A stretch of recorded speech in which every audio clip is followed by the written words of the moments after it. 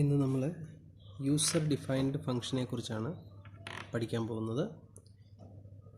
നമ്മൾ ഇതുവരെ പറഞ്ഞ കാര്യങ്ങളിൽ എഴുതിയ പ്രോഗ്രാമുകളിലെല്ലാം ഒരൊറ്റ ഫംഗ്ഷൻ മാത്രമേ നമുക്ക് ഉണ്ടായിരുന്നുള്ളൂ. അത് നമ്മുടെ മെയിൻ എന്ന് പറയുന്ന ഫംഗ്ഷനാണ്. ഈ മെയിൻ ഫംഗ്ഷൻ്റെ പ്രത്യേകത എന്താണെന്ന് നിങ്ങൾക്ക് എല്ലാവർക്കും അറിയാം. മെയിൻ ഫംഗ്ഷനിൽ നിന്നാണ് എക്സിക്യൂഷൻ സ്റ്റാർട്ട് ചെയ്യുന്നത്. First executable function in a program is called main function. Main ഫംഗ്ഷനിൽ നിന്നാണ് എക്സിക്യൂഷൻ സ്റ്റാർട്ട് ചെയ്യുക.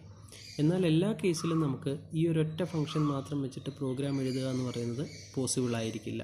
കുറച്ച് ലെങ്തി ആയിട്ടുള്ള പ്രോഗ്രാമുകളൊക്കെ വരുമ്പോൾ റിപ്പീറ്റഡ് ആയിട്ട് ചെയ്യേണ്ട ചില ഓപ്പറേഷൻസിനെ നമുക്ക് മെയിൻ ഫംഗ്ഷന് പുറത്ത് വേറൊരു സെപ്പറേറ്റ് ഫംഗ്ഷനായിട്ട് ചിലപ്പോൾ കൺസ്ട്രക്റ്റ് ചെയ്യേണ്ടി വരും. അപ്പോൾ അതിന് വേണ്ടിയിട്ട് യൂസ് ചെയ്യുന്ന ആ ഒരു ടെക്നോളജിക്ക് പറയുന്ന പേരാണ് user defined function. User defined function. അപ്പോൾ യൂസർ ഡിഫൈൻഡ് ഫംഗ്ഷൻ ഇംപ്ലിമെൻറ്റ് ചെയ്യാൻ വേണ്ടിയിട്ട് യൂസർ ഡിഫൈൻഡ് ഫംഗ്ഷൻ ഇംപ്ലിമെൻറ്റ് ചെയ്യാനായിട്ട് നമുക്ക് 3 സ്റ്റെപ്പുകൾ ആവശ്യമുണ്ട്. അതിൽ ഫസ്റ്റ് വൺ എന്ന് പറയുന്നത് function declaration. Function declaration. Then second one is function definition.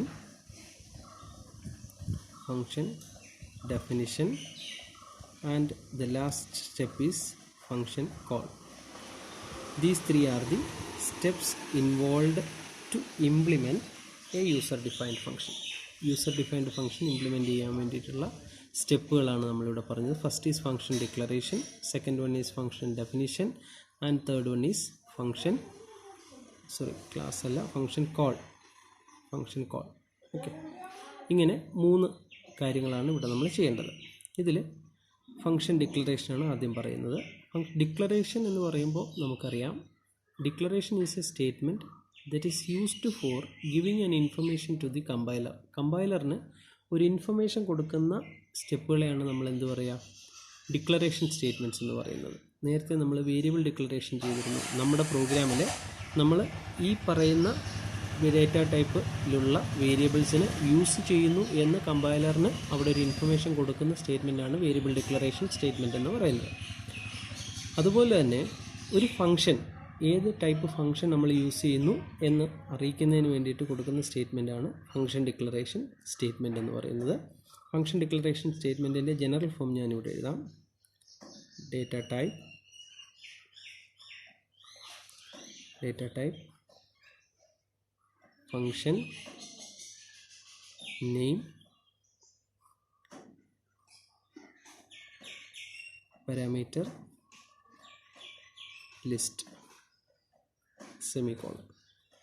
ഇതാണ് ഇതിൻ്റെ ജനറൽ ഫോം എന്ന് പറയുന്നത്. ഇതിൽ ഡേറ്റ ടൈപ്പ് കൊണ്ട് ഉദ്ദേശിക്കുന്നത് the data type of the value that is returned by this function. ചില ഫങ്ഷൻസ് ഏതെങ്കിലും ഒരു വാല്യൂവിനെ റിട്ടേൺ ചെയ്യും. എന്തെങ്കിലും ഒരു ഓപ്പറേഷൻ ചെയ്യാൻ വേണ്ടിയിട്ടായിരിക്കും നമ്മളൊരു ഫംഗ്ഷൻ എഴുതുക. ആ എഴുതുന്ന ഫംഗ്ഷൻ ആ ഓപ്പറേഷൻ ചെയ്തതിന് ശേഷം നമുക്ക് തിരിച്ചൊരു വാല്യൂ റിട്ടേൺ ചെയ്യും. ആ റിട്ടേൺ ചെയ്യുന്ന ഡേറ്റ ഏത് ഡേറ്റ ടൈപ്പിലുള്ള വാല്യൂ ആണ് എന്ന് അറിയിക്കുന്നതിന് വേണ്ടിയിട്ട് കാണിക്കുന്നതാണ് ഈ ഡേറ്റ ടൈപ്പ് എന്ന് പറയുന്നത്. അപ്പോൾ data type indicates the data type of the value that is returned by the user defined function. User defined function return ചെയ്യുന്ന വാല്യൂ ഏത് ഡേറ്റ ടൈപ്പിലുള്ള വാല്യൂ ആണ് എന്നറിയിക്കാം. ഇപ്പോൾ ഇൻറ്റിജർ ഡേറ്റ ടൈപ്പിലുള്ള വാല്യൂ ആണ് റിട്ടേൺ ചെയ്യുന്നതെങ്കിൽ ഇൻറ്റ് എന്നായിരിക്കും ഡേറ്റ ടൈപ്പ് കാണിക്കാം. ഓക്കെ, അടുത്തത് ഫംഗ്ഷൻ നെയിമാണ്. ഫംഗ്ഷൻ നെയിം എന്ന് പറയുന്നത് വേരിയബിൾ നെയിം നമ്മൾ പറയുന്നത് പോലെ തന്നെ ഒരു ഐഡൻറ്റിഫയർ ആണ്. ഐഡൻറ്റിഫയർ ഡിക്ലെയർ ചെയ്യാൻ വേണ്ടിയിട്ടുള്ള റൂൾസ് എല്ലാം ഫോളോ ചെയ്യുന്ന ഏതെങ്കിലും ഒരു നെയിം ആയിരിക്കും നമ്മൾ ഫംഗ്ഷൻ നെയിമായിട്ട് കൊടുക്കുക. ഇനി പാരാമീറ്റർ ലിസ്റ്റ് എന്ന് പറയുന്നത് മെയിൻ ഫംഗ്ഷനകത്തു നിന്നാണ് നമ്മൾ ഫംഗ്ഷനെ കോൾ ചെയ്യുക. Whenever that function operation is required that function is called from the main function. Main ഫംഗ്ഷനിൽ നമ്മൾ ആ ഫംഗ്ഷനെ കോൾ ചെയ്യുന്നു. ആ കോൾ ചെയ്തിട്ട് ആ ഫംഗ്ഷനിലേക്ക് കൺട്രോളിനെ ട്രാൻസ്ഫർ ചെയ്യുന്നു. അപ്പോൾ ഇങ്ങനെയാണ് ശരിക്കും ഒരു ഫംഗ്ഷൻ ഇംപ്ലിമെൻറ്റേഷൻ നടക്കുന്നത്. ഇപ്പോൾ സേ ഫോർ എക്സാമ്പിൾ, ഇത് നമ്മുടെ ഒരു മെയിൻ ഫംഗ്ഷനാണെന്ന് വിചാരിക്കാം. ഇതിനകത്ത് കുറേ സ്റ്റേറ്റ്മെൻറ്റ്സ് നമ്മൾ എഴുതിയിട്ടുണ്ട്. അതിൽ ഒരു ഫൺ എന്നൊരു ഫംഗ്ഷൻ നമ്മൾ എഴുതിയിരിക്കുക. ഇതിനെയാണ് ഫംഗ്ഷൻ കോൾ എന്ന് പറയുന്നത്. അപ്പോൾ ഈ ഫംഗ്ഷൻ കോൾ കാണുന്ന സമയത്ത് ഇത് നമ്മൾ മെയിൻ ഫംഗ്ഷന് പുറത്തായിരിക്കും എഴുതിയിട്ടുണ്ടാകുക. എന്താണ് ഈ ഫൺ എന്ന് പറയുന്ന ഫംഗ്ഷൻ ചെയ്യുന്നത് എന്ന് എഴുതിയിരിക്കുന്നത് മെയിൻ ഫംഗ്ഷന് പുറത്തായിരിക്കും. അപ്പോൾ ഇവിടെ ഈ ഫംഗ്ഷൻ കോൾ കാണുന്ന സമയത്ത് കൺട്രോളിനെ ഇവിടേക്ക് ട്രാൻസ്ഫർ ചെയ്യും. ഇവിടേക്ക് ട്രാൻസ്ഫർ ചെയ്തിട്ട് ഈ ഫംഗ്ഷൻ എക്സിക്യൂട്ട് ചെയ്യും. ഈ ഫംഗ്ഷൻ്റെ ഏറ്റവും ലാസ്റ്റ് സ്റ്റേറ്റ്മെൻറ്റ് എന്ന് പറയുന്നത് ഒരു റിട്ടേൺ സ്റ്റേറ്റ്മെൻറ്റ് ആയിരിക്കും. ആ റിട്ടേൺ സ്റ്റേറ്റ്മെൻറ്റ് കാണുമ്പോൾ വീണ്ടും തിരിച്ച് കൺട്രോൾ മെയിൻ ഫംഗ്ഷനകത്തേക്ക് തിരിച്ചു വരും. ഇങ്ങനെയാണ് ഒരു യൂസർ ഡിഫൈൻഡ് ഫംഗ്ഷൻ്റെ എക്സിക്യൂഷൻ നടക്കുക. Whenever that operation is required that function is called. ആ ഫംഗ്ഷൻ കോൾ ചെയ്യുന്ന സമയത്ത് control will be transferred to that function and execution will be continued over there. Whenever the return statement is executed, it will be returning back to the statement after the function call in the main program. Main പ്രോഗ്രാമിൽ function കോളിന് ശേഷം ഏത് statement ആണോ കൊടുത്തിരിക്കുന്നത് അതിലേക്ക് കൺട്രോളിനെ transfer ചെയ്യുക.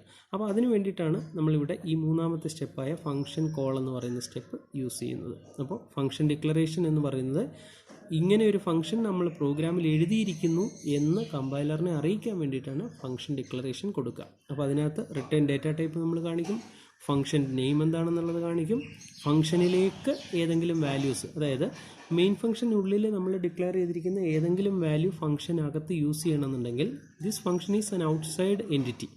Main ഫംഗ്ഷനുള്ളിൽ വരുന്നൊരു സാധനമല്ല ഈ ഫംഗ്ഷൻ എന്ന് പറയുന്നത്. അപ്പോൾ അതുകൊണ്ട് ഈ മെയിൻ ഫംഗ്ഷനകത്ത് കൊടുത്തിരിക്കുന്ന ഒരു വേരിയബിളിനെ നമുക്ക് ഇതിനകത്ത് യൂസ് ചെയ്യാൻ പറ്റില്ല. ഇൻ കേസ് അങ്ങനെ എന്തെങ്കിലും നമുക്ക് യൂസ് ചെയ്യണമെന്നുണ്ടെങ്കിൽ we need to pass this value to this function that are called parameters.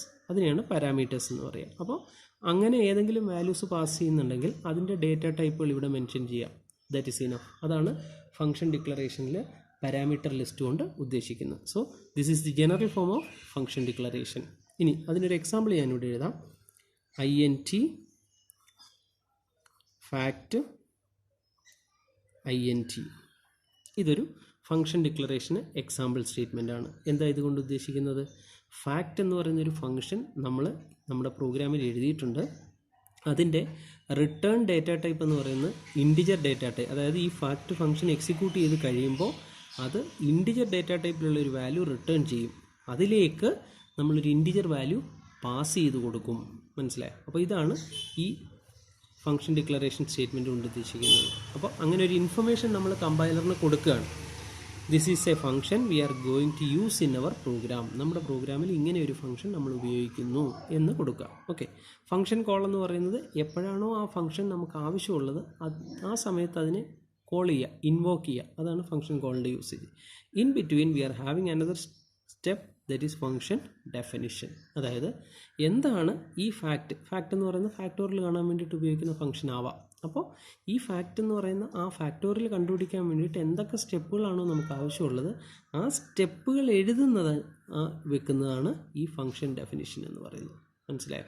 What are the steps required to complete that particular operation that are framed in function definition. അപ്പോൾ function ഇംപ്ലിമെൻറ്റേഷൻ്റെ 3 സ്റ്റെപ്പുകളാണ് function declaration, function definition, function call. Say for example നമ്മളിവിടെ ഒരു factorial function എഴുതാൻ പോവുകയാണ്. അപ്പോൾ ഇൻറ്റ് fact നമ്മൾ നേരത്തെ ഡിക്ലറേഷനിൽ പറഞ്ഞ അതേ രീതിയിൽ തന്നെ കൊടുക്കണം. ഇൻറ്റ് എക്സ്. അപ്പോൾ ഒരു കാര്യം കൂടി ഓർത്തിരിക്കുക, ഡിക്ലറേഷനിൽ നമ്മൾ അവസാനം സെമിക്കോളൻ കൊടുക്കണം. ഫംഗ്ഷൻ ഡെഫിനിഷനിൽ ഫംഗ്ഷൻ്റെ ഏറ്റവും ആദ്യം ഫംഗ്ഷൻ്റെ പേര്, ഫംഗ്ഷൻ്റെ റിട്ടേൺ ഡേറ്റ ടൈപ്പ്, അതിൻ്റെ പാരാമീറ്റർ ലിസ്റ്റ്, ഇത്രയും കാണിക്കുന്ന ഫസ്റ്റ് ലൈനിനെ നമ്മൾ ഫംഗ്ഷൻ ഹെഡർ എന്നാണ് പറയുക. Function header. ആ ഫംഗ്ഷൻ ഹെഡറിന് ഒരിക്കലും നമ്മൾ സെമിക്കോളൻ കൊടുക്കാൻ പാടില്ല. ഇവിടെ നിന്ന് ഫംഗ്ഷൻ തുടങ്ങുന്നു അതറിയിക്കാൻ വേണ്ടി. ഒരിക്കലും മെയിൻ ഫംഗ്ഷന് നമ്മൾ സെമിക്കോളൻ കൊടുക്കാറില്ല. അതുപോലെ തന്നെ ഈ ഫംഗ്ഷൻ സ്റ്റാർട്ടിങ്ങിലും ഒരിക്കലും നമ്മൾ സെമിക്കോളൻ കൊടുക്കാൻ പാടില്ല. ഇൻറ്റ് ഫാക്റ്റ് ഇൻറ്റ് എന്ന് പറഞ്ഞാൽ ഇത് റിട്ടേൺ ചെയ്യുന്ന ഡേറ്റ വാല്യൂ ഒരു ഇൻറ്റിജർ ഡേറ്റ ടൈപ്പ് ആയിരിക്കും. ഇതിലേക്ക് ഒരു പാരാമീറ്റർ വരുന്നുണ്ട്. ആ പാരാമീറ്റർ ഇൻറ്റിജർ വാല്യൂ ആയിരിക്കും. അതിനെ ഇവിടെ എക്സ് എന്ന് നമ്മൾ റിസീവ് ചെയ്യും. അതാണ് ഇതിൻ്റെ കാര്യം. ഓക്കെ. അപ്പോൾ ഇൻറ്റ് ഫാക്റ്റ് ഇൻറ്റ് എക്സ്. ഇനി ഈ എക്സ് വാല്യൂവിൻ്റെ ഫാക്ടോറിയലായിരിക്കും നമ്മൾ കാണാൻ പോവുക. ഓക്കെ. അപ്പോൾ ഫാക്ടോറിയൽ കാണണമെന്നുണ്ടെങ്കിൽ ആദ്യം നമുക്ക് എന്ത് വേണം? ഒരു ലൂപ്പ് വേണം.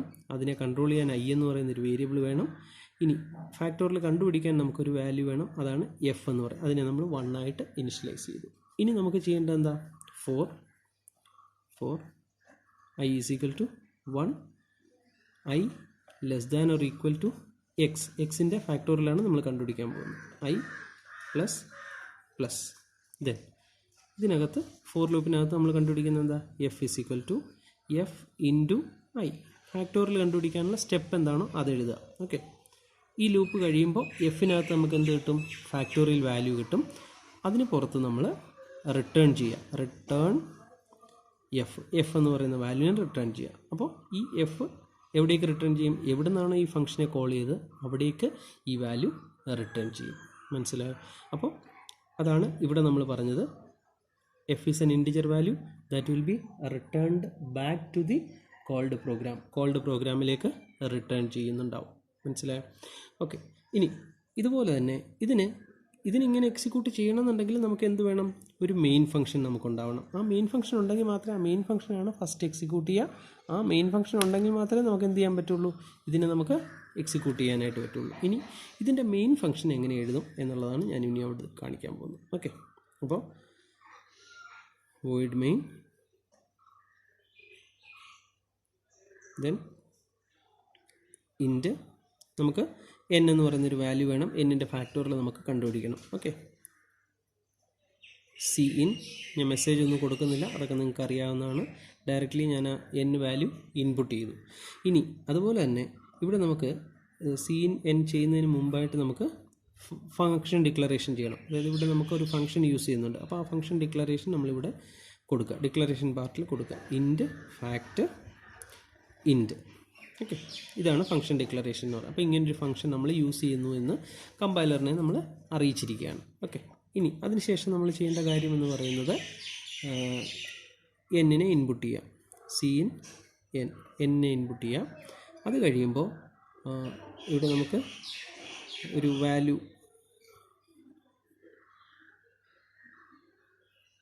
ഫാക്ടോറിയൽ എന്ന് പറയുന്നൊരു വാല്യൂ നമുക്ക് റിസീവ് ചെയ്യാൻ വേണ്ടിയിട്ട് വേണം. ഫാക്ടോറിയൽ കണ്ടുപിടിച്ചിട്ട്. ഓക്കെ, അതിന് വേണ്ടിയിട്ട് നമ്മളിവിടെ ഫാക്ടോറിയൽ എന്നൊരു വേരിയബിളും കൂടെ ഡിക്ലെയർ ചെയ്തു. ഓക്കെ, ഇനി ഈ എന്നിനെ വെച്ചിട്ട് നമ്മൾ ആ ഫാക്ട് ഫംഗ്ഷനെ കോൾ ചെയ്യുക. അതായത് ഫാക്ടോറിയൽ ഇസ് ഈക്വൽ ടു എന്താണ്? ഫാക്ടോറിയൽ കണ്ടുപിടിക്കാനുള്ള പ്രോഗ്രാം എന്താ? ഫാക്റ്റ് എന്നാണ് ഫംഗ്ഷൻ്റെ പേര്. അപ്പോൾ ആ ഫംഗ്ഷൻ നെയിം വെച്ചിട്ട് അതിനെ കോൾ ചെയ്യുക. അതിലേക്ക് പാരാമീറ്റർ പാസ് ചെയ്യേണ്ടത് n ആണ്. Okay, then C out